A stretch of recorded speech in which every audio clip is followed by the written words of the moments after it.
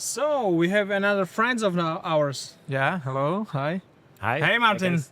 please guys. do tell us what's your name, what's your company, why should people care that those that are watching? Thanks. So my name is Martin Cepak. I am from company AVAG, and we are the Czech company who is then providing the cloud platform for the drone data processing, especially the photogrammetry processing of the drone data. So we provide a complete service. You can just fly with the drone, upload the photos, and get great result and work with the data. What is the difference compared to other solutions? Like what's your unique selling point? The unique point, maybe the most unique point, is that within one license, you will get unlimited number of users. So you can really share your data, use our platform as the share platform. That means you can provide it not only within your company, but with your customers, with your suppliers, sub-suppliers, doesn't matter. That is one of the unique things. The second thing is it's open. You can upload already processed data, not only JPEGs. We don't push you just to use us, but if you have other softwares, you can just upload your processed data and work with them in the same way as with the data processed by us. Can you process and upload only the data from photogrammetry, or could you use some 2D underlays or different types of data? You can upload other data. It can be uploaded all drawings in open formats as DXF, GeoJSON, or TXT files. You can upload the overlayers. You can also upload or use the WMS, so the services that are then for free as it is cadastral maps, is the orthophotos from the States and so on, and then to combine them together. Can you just describe the persona that is like your ideal customer? It's like when this is heard by 10, 15 people, it doesn't matter. Like who should pay attention when you're speaking right now? There are, I will say, two ways. One of the are mostly common users are the drone service providers. So if you have the drone, you can be small company, big company, you fly with the drones and you are processing the data for construction sites, quarries, anything like this. And you need orthophotos, you need the 3D models. This is one of our main customers. So you will just fly, you can choose, I will process the data on my own, or I will just upload the photos, not care, just fly, it's great. And the second big part of our customers are the construction companies. Big ones, small ones, doesn't matter, but they have to work with the data, they have to measure the data, they have to see the construction sites and just to check the progress of the construction. This is the second big part of our customers, which are then using AVAG, mostly process data from the providers, from themselves. They have the pilots now, and then just work with on a daily basis, just work with those data. Mm-hmm. You said that you are mainly focused on photogrammetry processing. Is there also the possibility to upload LiDAR scans, or? Yeah, that's possible. Now it's not, or we are now preparing also the processing of the LiDAR, raw LiDAR data, but now you can upload your own process data and work with them again. Now we tested far orbits, for example, so those data are working really smoothly. You can work with them in the same way with a 3D model or with mesh if necessary. So you can work with them. And also now quite new thing is the 360 tour. So you can upload also the panoramic photos with the trajectory. So if you are working mostly on linear constructions, then you have the complete solution. You can combine the drone data with this 360 tour and just to have all in once. If I'm not mistaken, you have also the possibility to layer the data in your solution. So that means, can I like go and capture one site 3-5 times per year, for example, and then process it step by step? Or is it like uploading data? Yeah, great question. You can do it. You can upload the data and then to compare them together. It's also the most used function is to comparison, for example, calculate the volumes. So you can fly every week, every month, every day, doesn't matter. And just the unique thing is you can then layer the data by date and then to compare any layer between them and just to calculate the volumes, make the linear profiles just to see it. So, and also we provide a multi-window function. So you can then see up to 4 windows at once and just to see other flights, other dates, other data. You can compare the digital model with the 3D model, with the 360 photo and see it and then to see the progression of the construction or of the data at once. Are you aligning them based on georeferencing coordinates, or if you have like another day, you are just like visually referencing or merging, or how you make sure that the second flight will be positioned properly? We always recommend them to use also the GCPs, ground control Great. points. It can be used also without them, but the precision is not so high. So for the raw calculation or just visual comparison, it's enough to use RTK or PPK. But if you need to have the reports, which can be also then, I will say, confirmed by us, you have to use the GCPs. Then the precision is, I will say, depends on the drone data, but generally is 1 centimeter per pixel. So, as a best recommendation for your customers would be that they need to find the GCPs which will not be changed during the time and always use them. Yeah, it's the easiest way. You also probably know it. Yeah. The I will say the most time-consuming thing is to prepare the GCPs. To measure him, if you are on the site, you have to go, still walk, use some rover, some GNSS, collect the data, and then to fly with the drone. It's still just small part of it. So it's always the best thing to use the fixed GCPs, define them in the beginning of the construction, and then just to fly it. Also, the comparison is always more precise because it's not changing also. Let's educate our listeners a bit. So how this differ if you use like fixed GCPs? How it differs to if you are placing targets each time you fly and measure them separately? It differs not so much. Again, it depends on the, I will say, on the people. So it should be the same, but you have to be really precise. The advantage of the using of the fixed GCPs, then if you are then aligning the sites, they are really like using the same coordinates always. So they are really like aligned in precision in millimeters. So then the for example, the volume calculations is then the precision is up to 1%, 2% is just the difference. So that's the advantage. If you are then measuring them again and again, we always see it. There is always some little bit differences that happens just because of the weather, because of the position, and also on the people they are moving somehow. And also the natural error of GNSS receivers, right? Yes. Because when you do two measurements on the same spot with the same machine, you will get two different results. It happens. We always then, when we are measuring the site, the minimum collecting on one point is 3 points. Mostly it's 5, but you are correct. The advantage if you are using still the same coordinates of the fixed GCPs, it's not changing. It's still the same thing. Then after 3 measurements, you do just basic average, or Yeah, we do the basic average, or then in some rovers you can do it automatically. So you will just choose the number of points and just collect them automatically. It's then collected, and it depends on the processing. But you are correct. Yeah. Always there is some mistake. When I was speaking to construction companies, mainly investors, like the most common thing I met was problems with when groundwork is in process. They are having very hard time to like effectively and accurately estimate how much ground was removed, how many cars you need to come to pick up the dirt and so on. So like it's the most inconvenient thing for them on the construction side. Like they cannot predict how much money is going to be lost there. So is this something that is actually true? Do you have verified this with your clients? Yeah, that's correct. That now it's on the construction sites especially. Drones are not used for the precise measurement of the surfaces. It's in the millimeters precision. You cannot reach it, or it's that not confirmed. So this is the most used thing now with the drones, especially with the photogrammetry, just to collect the data, calculate the volumes, and plan the work. And you will then save a lot of money if you have this, because the other method is to do it manually. You have to collect some points, triangulate it. It's not precise, and the deviation is really like 10-20%. It can be like this.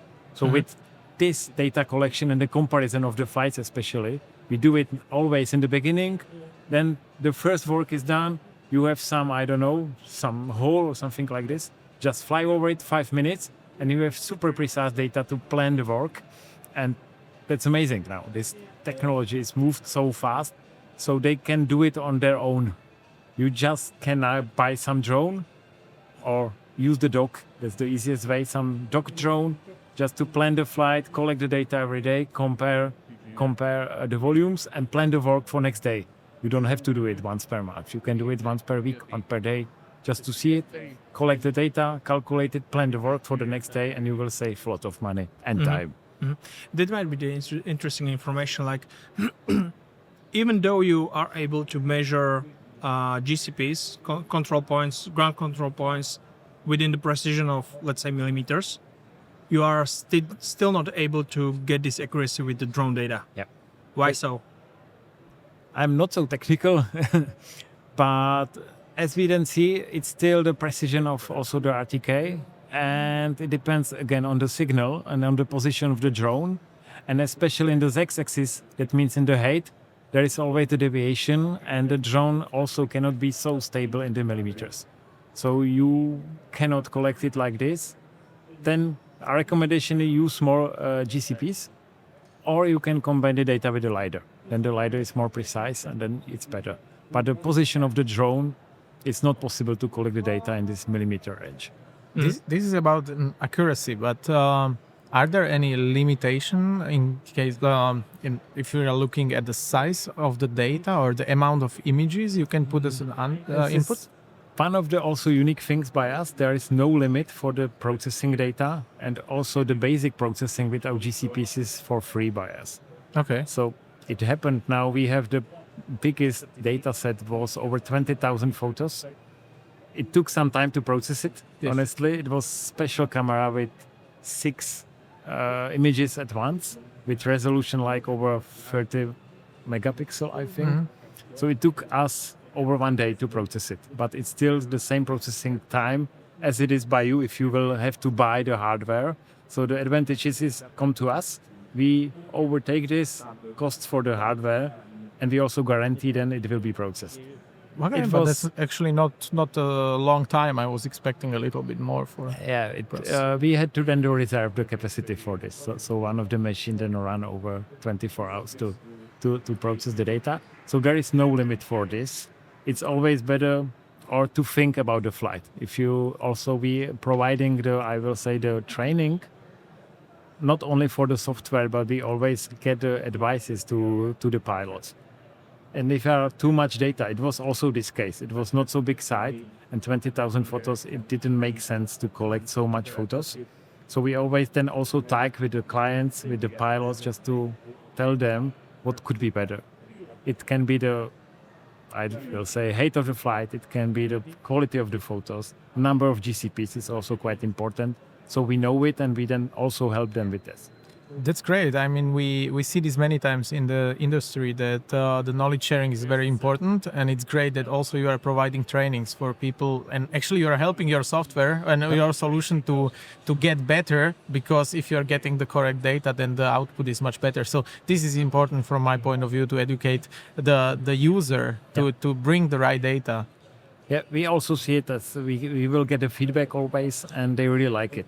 So we always, if we are processing the data with the GCPs, it's manual. It's the reason why it's also the paid service, the only paid service by us. And they really like it because they always get the feedback. How many GCPs were used? It was blurry. It can be. It also happens. Wrong file was uploaded. That also happens normally. So we will not process it and then account them and say that's your mistake. You have to do it again. We will always check the data twice. And they really like this feedback in the end. Next time, please fly a little bit lower because the data are not correct, or you have too much GCPs. It also happened. We had 2 kilometers linear construction with, I will say, 50 GCPs. It doesn't make sense to make so much GCPs, and they like it because you will set a lot of money if you don't have to do 50 GCPs if 10 is enough.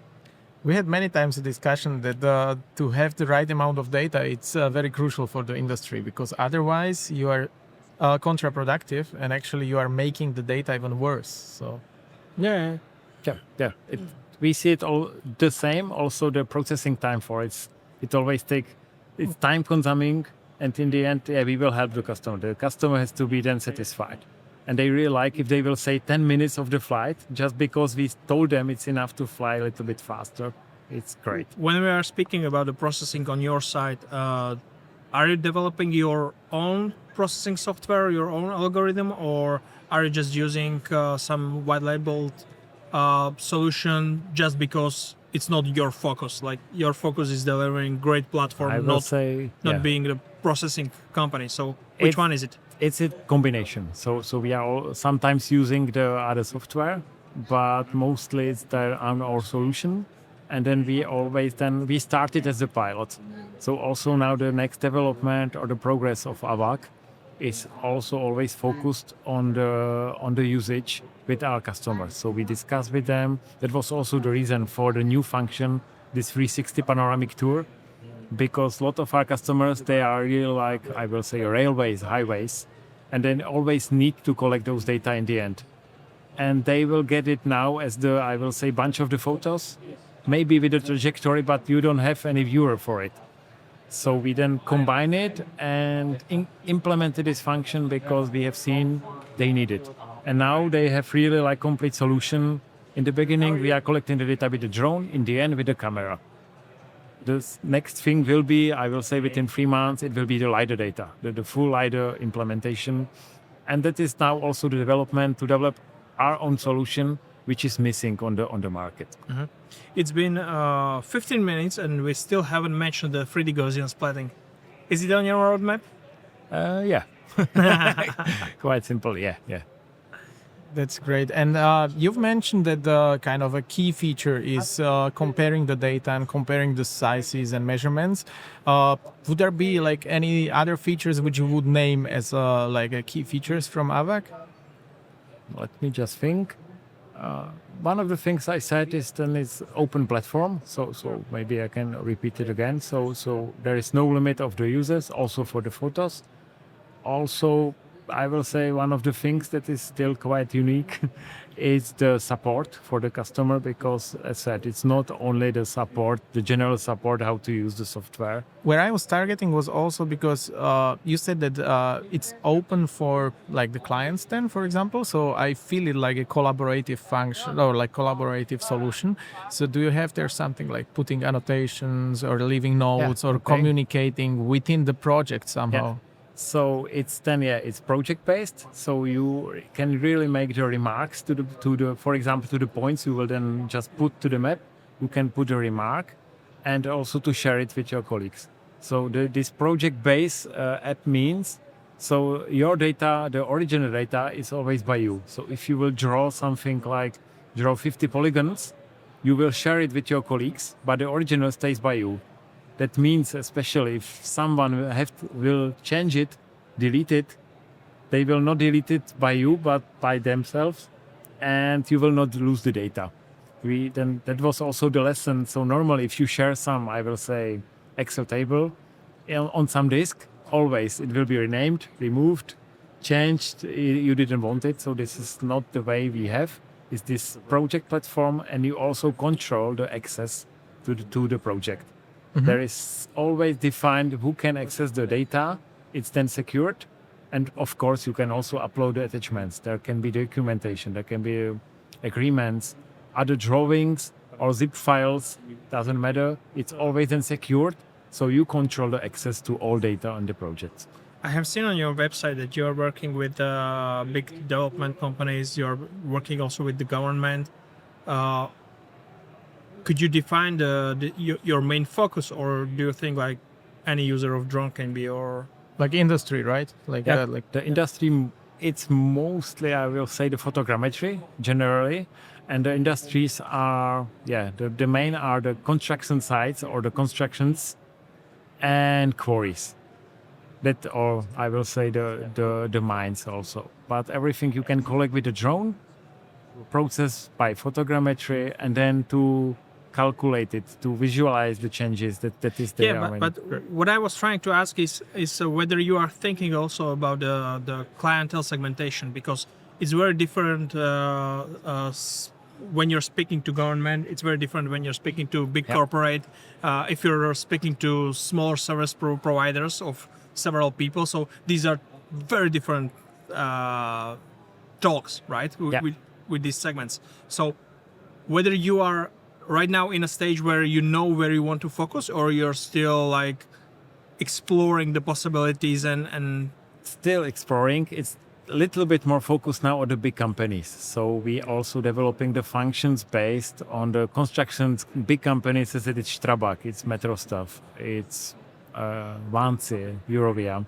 Those big companies, they are using the data more and more. You can see it also, it's always binded.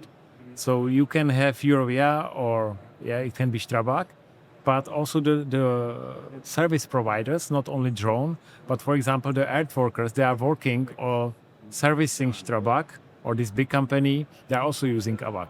So now we had a bigger focus is on those big companies and also on the state companies. That's the second thing, because we can provide also on-premise solution. A lot of now state companies, they require not to keep the data in cloud. So we then can also provide this offline solution for some companies. And maybe one of the important things is then all data are stored in Czechia. That means on the ground of EU.